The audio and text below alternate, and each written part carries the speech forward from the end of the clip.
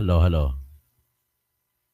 O, so ngayon ang pag-usapan po natin ay ang ano ba yung sagot ng House of Representatives, prosecutors, laban po sa sagot ni Sara Duterte. Okay? Ito po, pwede ko matawag sa pangkabuuan na ang kanilang sagot ay nagpapakita na desperado na ang House of Representatives.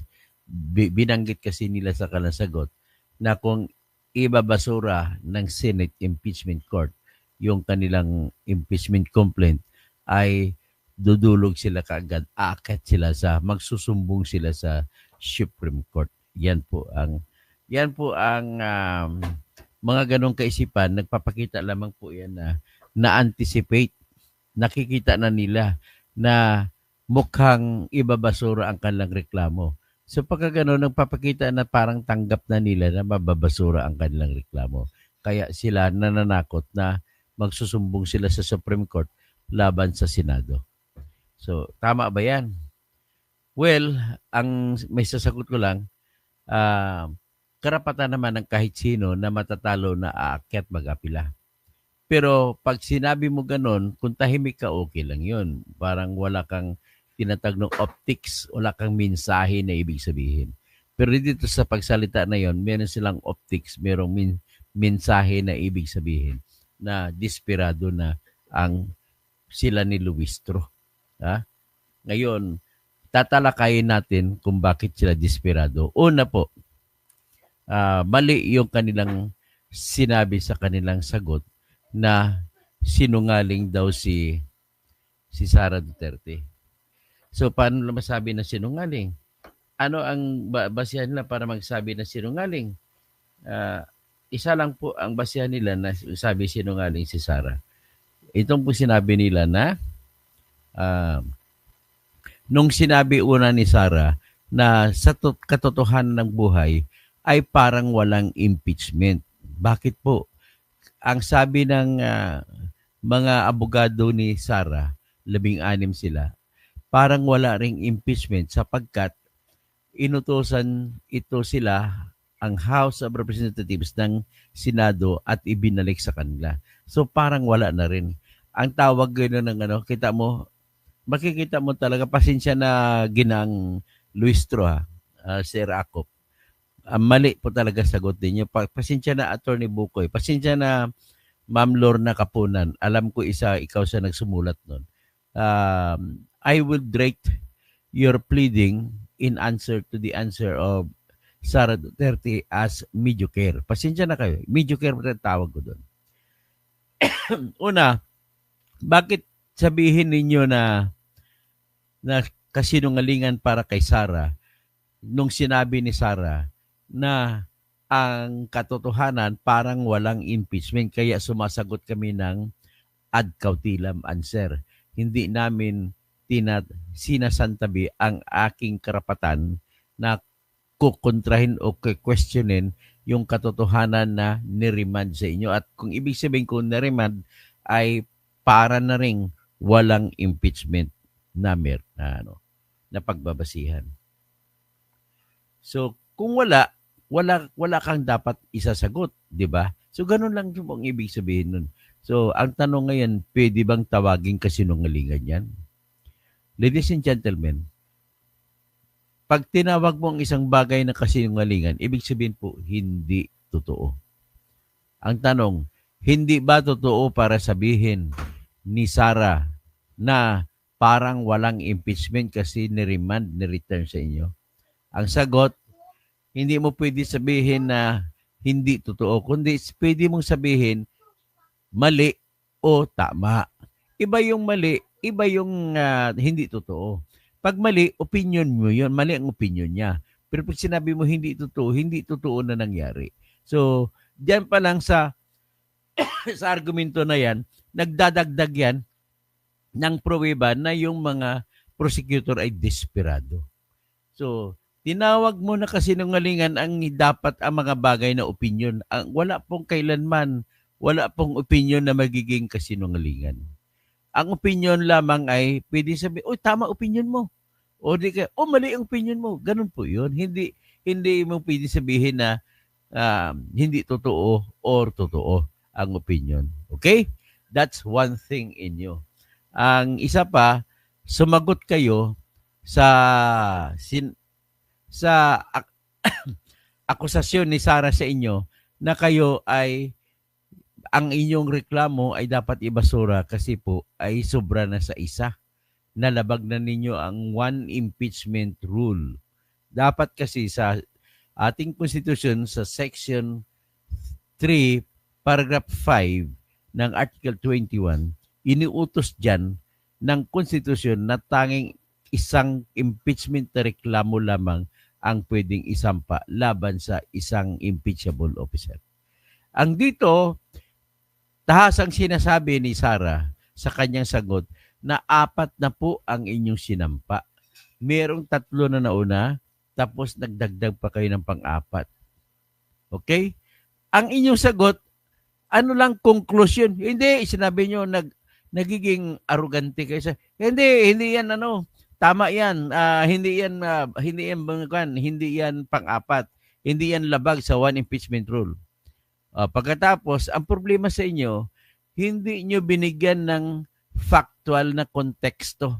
Hindi nyo nilatag ang detalye kung bakit mas pwede nating masasabi o makonclude na hindi lumabag ang 4th impeachment complaint sa batas na one impeachment rule.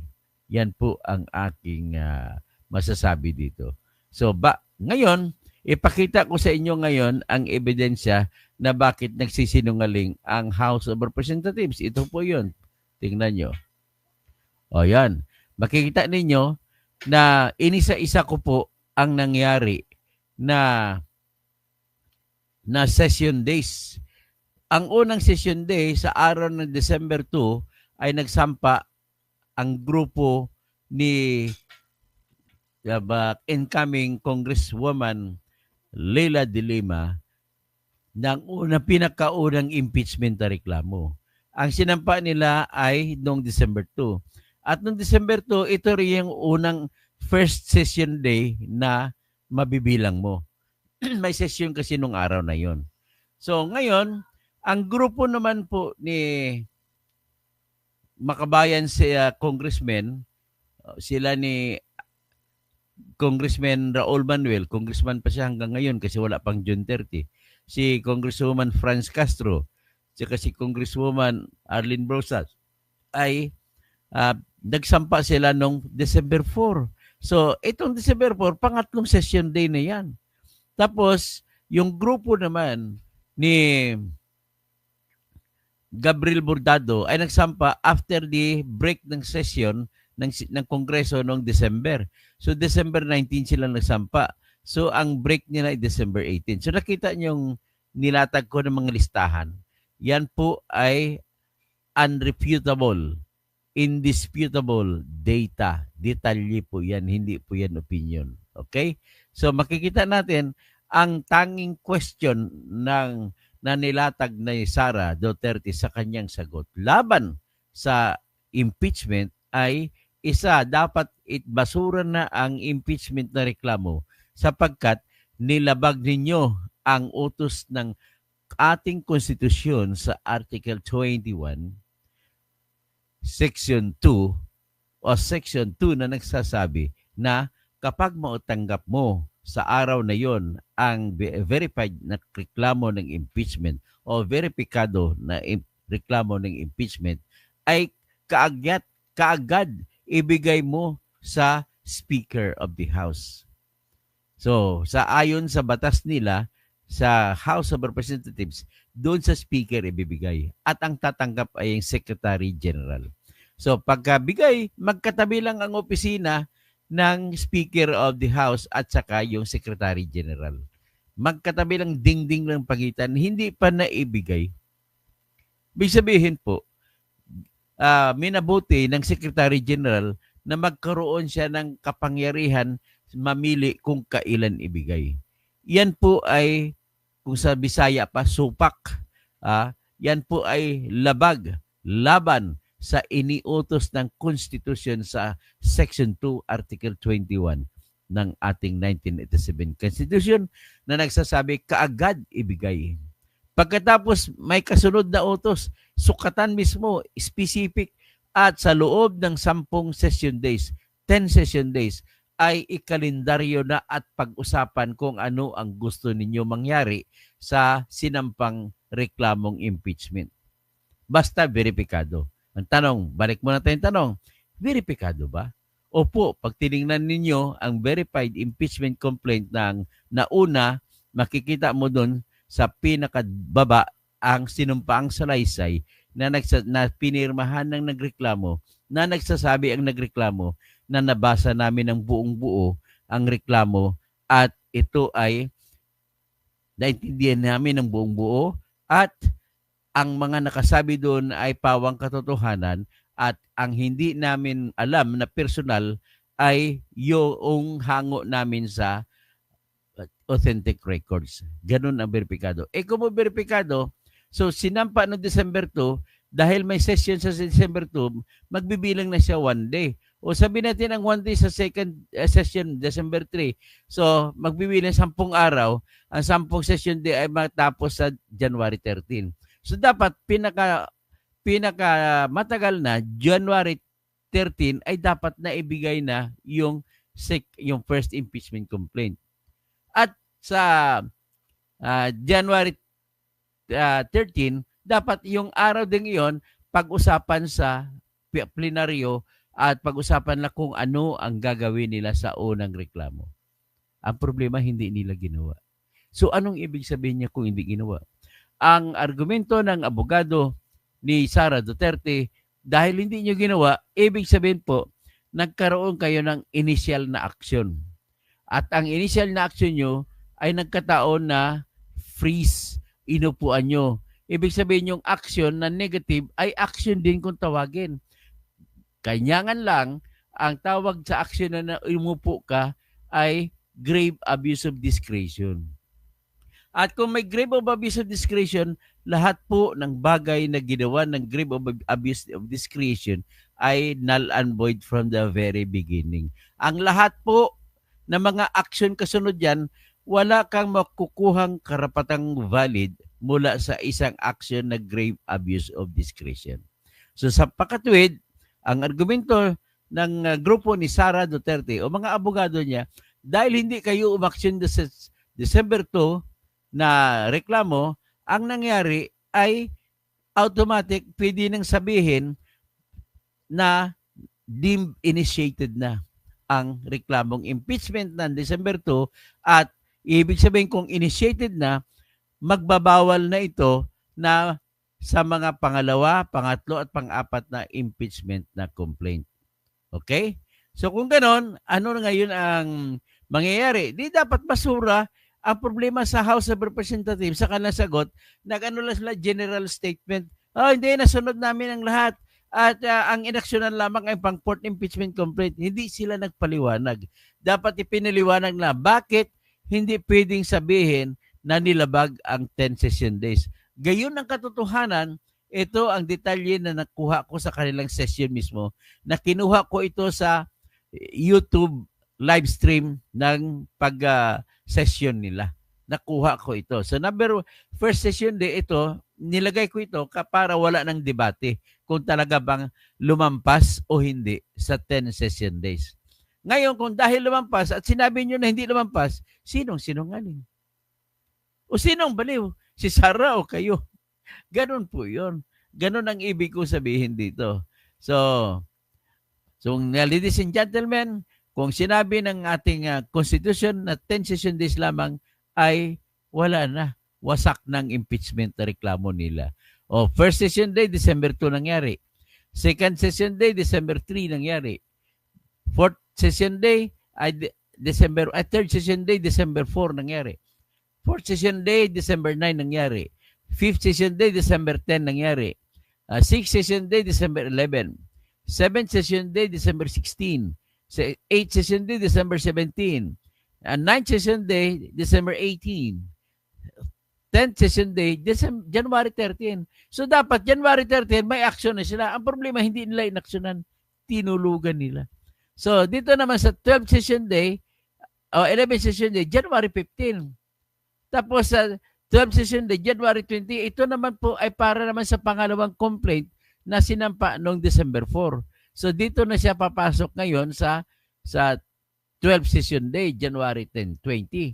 So ang 13th session day ay January 21, tapos ang 14th session day is January 22, 15th session day January 27, and 16th session day January 28, at ang 17th session day February 3, 18th session day ay February 4, tsaka 19th session day February 5. Okay? Iyan ay clear, very clear. Hindi natin kayang i-argumento laban dyan. Who can argue with evidence? Yan ang sinasabi lagi ng mga abogado. No one can argue with evidence. So dyan pa lang, patay na kayo. Tapos ng usapan. O sabi pa ni Chis Escudero, yan ang naman ang pag-usapan. Pagdating sa panibagong kan, hindi automatic yan. Magbuto-butuhan pa yung mga bagong mga senador kung tatanggapin nila yung reklamo o hindi. Ngayon, pag pinag-usap sila kung magtatawid sila, tatanggapin ng impeachment court o hindi, ay napakinggan ko po si Senator Marcolita. Nagsasabi na siya na hindi niya papayagan na tumawid ang impeachment. Kasi tama, hanggang doon lang yan sa 19th Congress. Yan naman ang tayo niya. So, ilan sila kaya doon? So, sinabi rin ni Alan Peter Cayetano na hindi pwedeng maiwasan pag-usapan una kung may authority or jurisdiction ang Senate sa pag-umpisa ng session ng Senate Impeachment Court sa July 28. So, iyan po ang problema. Napakalaking problema nila. Ayan, pinakita ko na, iyan ang ebidensya mismo na sumubra ng 10 session days.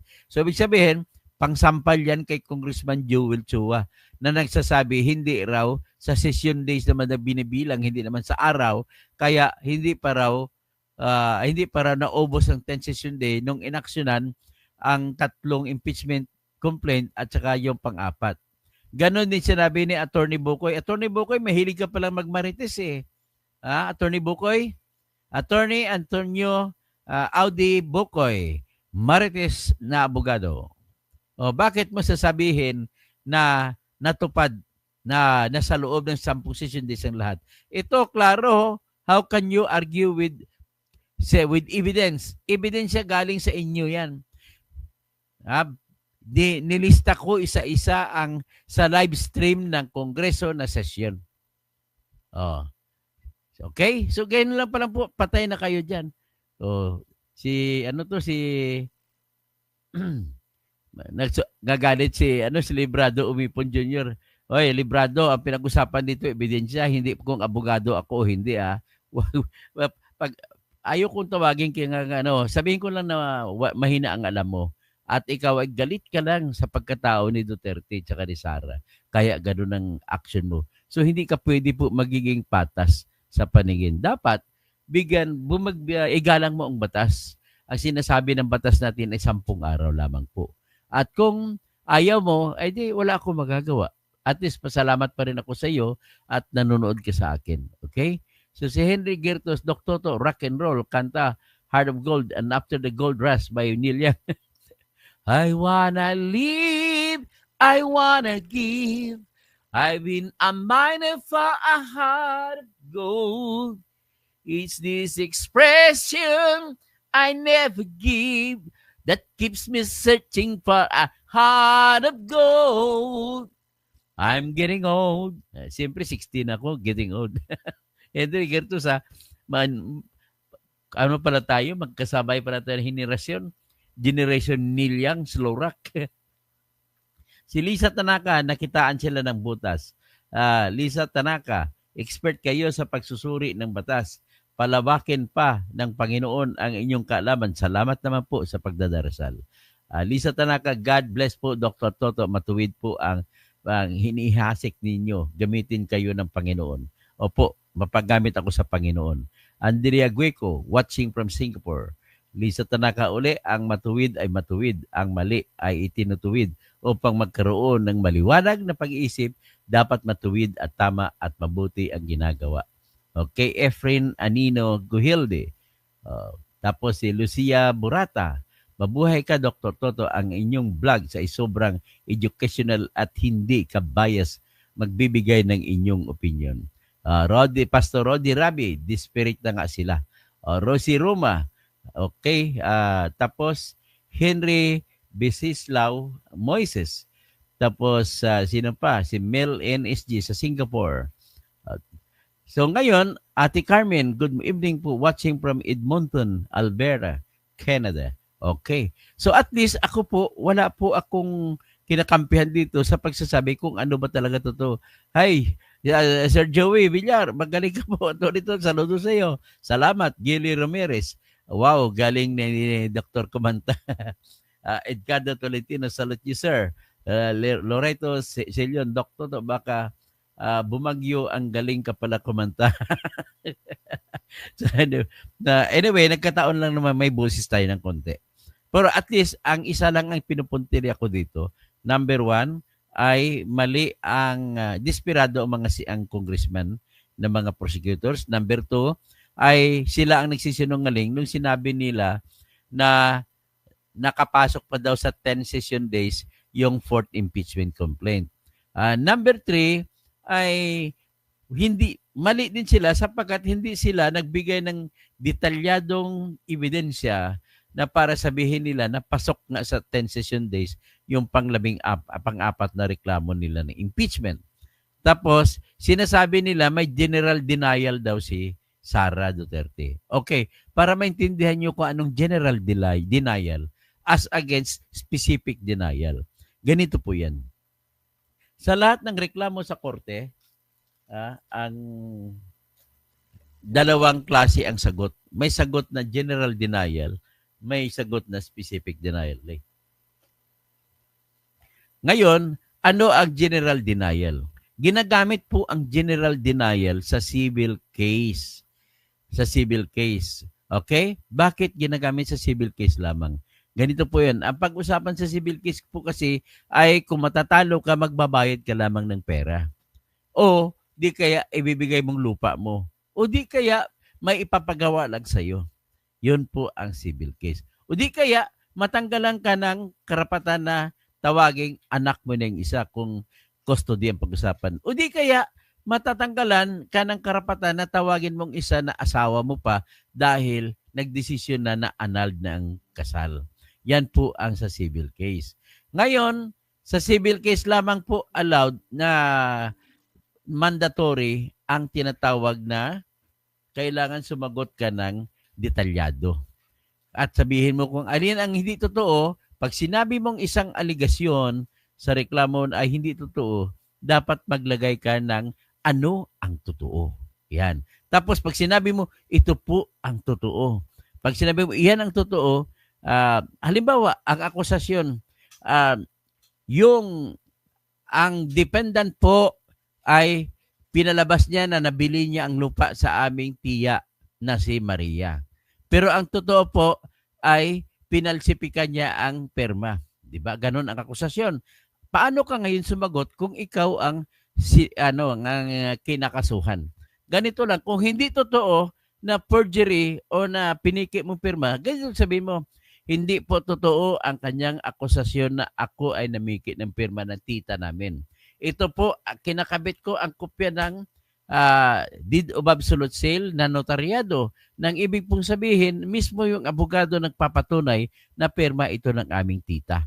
Tapos meron pa akong testigo na ipapakita na sila may hawak pa na video, na nabidyohan pa na ang tita namin ay pumirma sa deed of absolute sale. Ganon po yun ang tinatawag na detailed denial. Pero pagdating po sa criminal case at saka administrative case o di kaya dito sa impeachment court, kasi parang criminal case na rin ito, mayroong tinatawag na the right to remain silent. Alam niyo ba ibig sabihin the right to remain silent?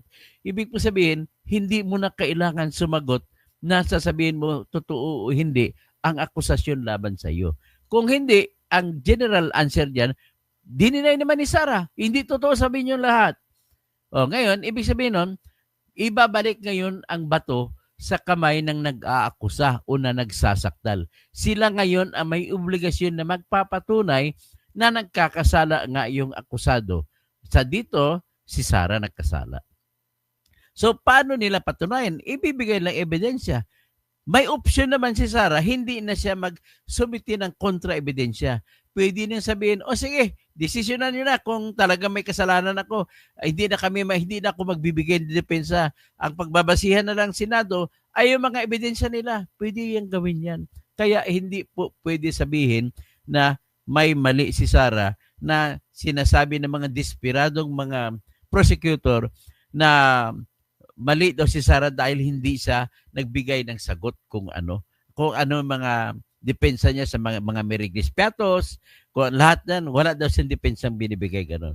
So, yan naman po ay tahasan ko sabihin na mali po yung sinasabi nila.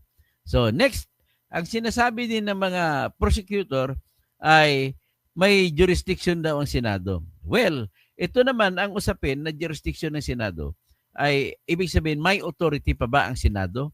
Ito naman po yung tanong ay masasagot lamang kung may isa sa mga kakampi mga senador na sila lamang mag-usap, mag-isa mag-raise ng issue ay si Marcolita, narinig ko siya kanya Pag umpisa daw, siya mismo meron ng isa at siya sabihin niya, tahasan sabihin niya na wala ng jurisdiction o walang authority ang mga bagong senador sa impeachment ni Sara Duterte. Isampa nyo lang yan sa 2026.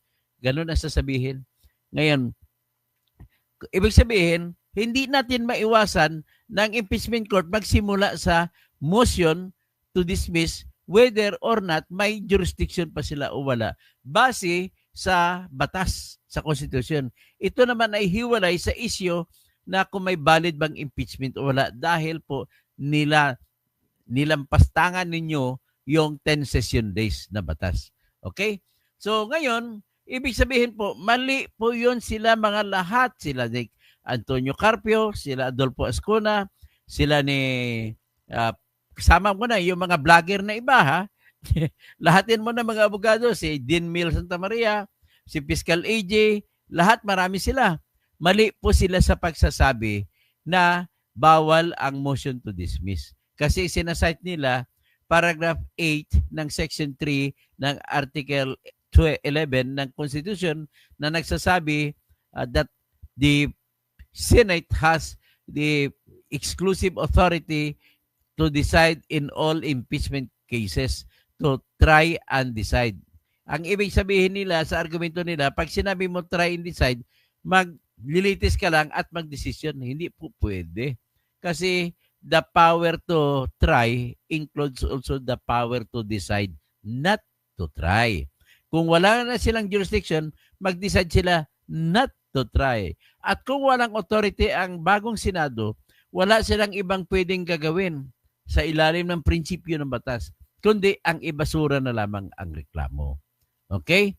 So, with that, hindi natin maiwasan talaga alangan magtatrial lang sila bigla. Kasi pag ganun pong argumento ninyo, Dean Mel Santa Maria, sino pang iba? Si Attorney Howard Calleja, si Justice Secretary, mga si ex-Justice Antonio Carpio at saka ex-Justice Adolfo Ascuna, si Attorney Rene Sarmiento, si Attorney Christian Monsod, pati pa si Madam Lorna Capunan. With due respect po sa inyo, mali po kayo para sabihin ninyo na wala ng kapangyarihan ang Senado na mag-dismiss. Okay, kung papayagan po natin na walang kapangyarihan, edi magbubukas yun sa pintuan na mag-aabuso ngayon ang House of Representatives na kagaya ni Tambaluslos na control niya ang lahat ng congressmen sa oras na galit siya kay Sara, na kahit hindi naman totoong galit, walang pundasyon ang akusasyon, ay maggagawa na sila at anytime, pwede nilang isampa ulit. Pwede nilang i-cross over ulit. Ganon po ang ibig sabihin na kung sasabihin ninyo na limitado lamang ang sinasabi ng Constitution na try and decide sa pagtatrial lang, bakit ka magtatrial kung alam mo naman na inimbento lamang ang kaso. So magbubukas po yan ng pintuan para sa mga abuso ng mga politiko. Alam naman natin ang politiko ay iyan siyang pinakagahamang tao sa mundo, mga politiko. At dahil sa pagiging kagahaman nila, gagawa at gagawa sila ng paraan. Kaya itong konstitusyon ay limitasyon ito para ma-check yung kanilang abuso. So, ibig sabihin, pag pinayagan natin yan, Fiscal AJ, si Dean Mel Santa Maria, ay magbubukas ka ng pintuan para sa mga abuso na reklamong impeachment. Okay? So, pag ang sinasabi naman ng Section 5, Paragraph 8, ang lahat ng kapangyarihan patungkol sa impeachment ay nasa kamay ng Senado. Ang ibig sabihin yan, ang limitasyon lamang po ng Senado ay kung merong specific standards na susundin. Kung may specific na sinasabi kung anong hindi pwedeng gagawin ng Senado, ay hanggang doon lamang ang limitasyon nila.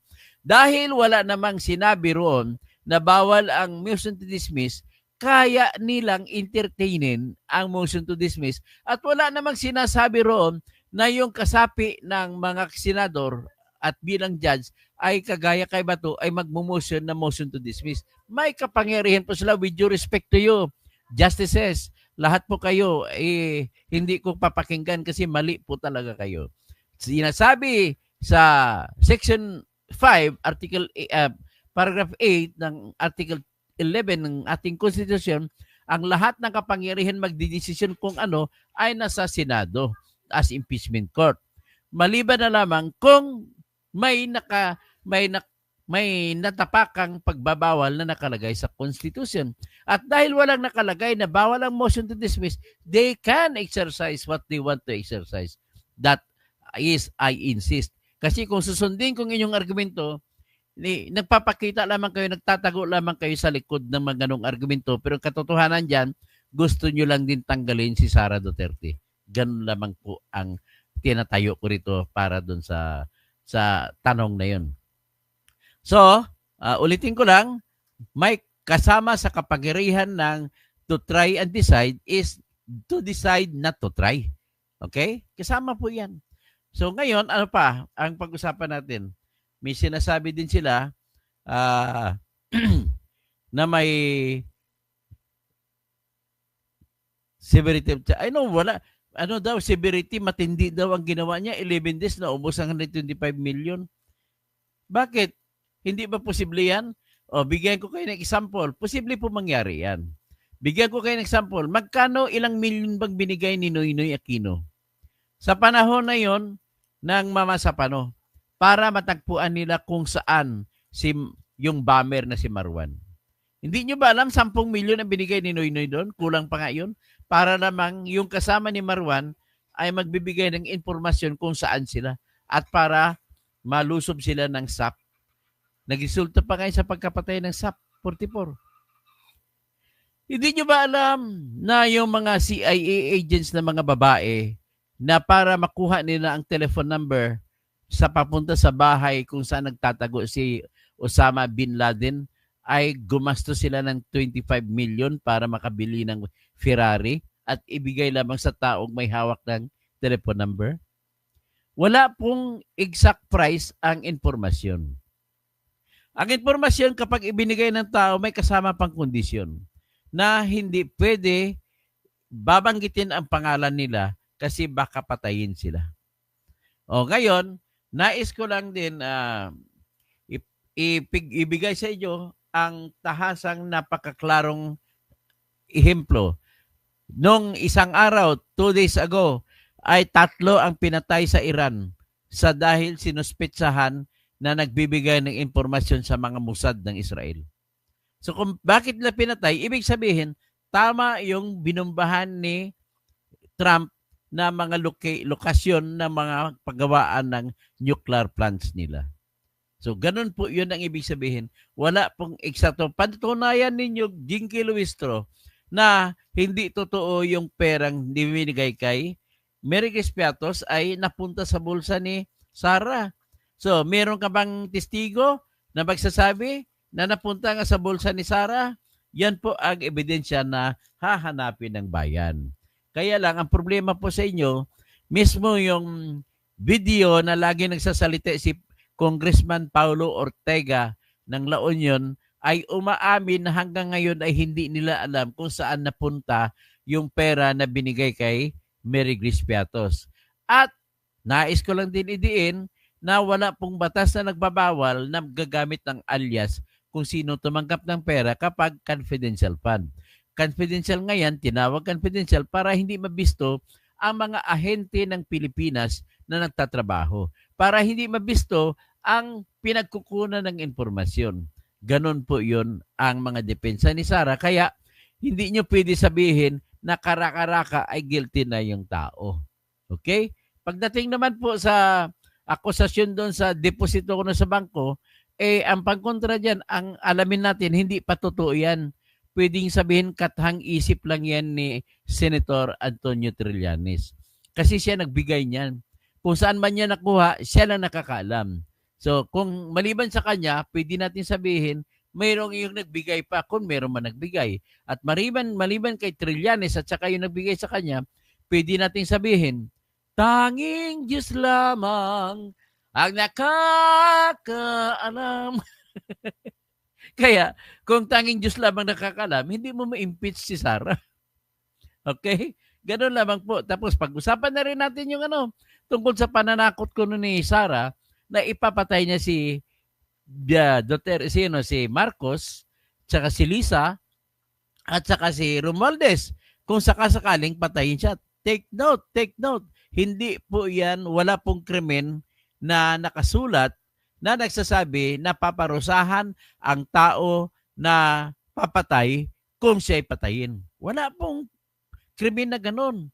So kung walang krimen na ganon, babalik pa rin tayo sa Section 1, Article 3 ng ating konstitusyon na nagsasabi, no person shall be deprived of life, liberty, or property without due process of law. Simply saying sa Tagalog, walang sinuman ang makitila ng buhay, matanggalan ng kalayaan, at maparusahan sa kayamanan kung walang batas na nagpaparusa.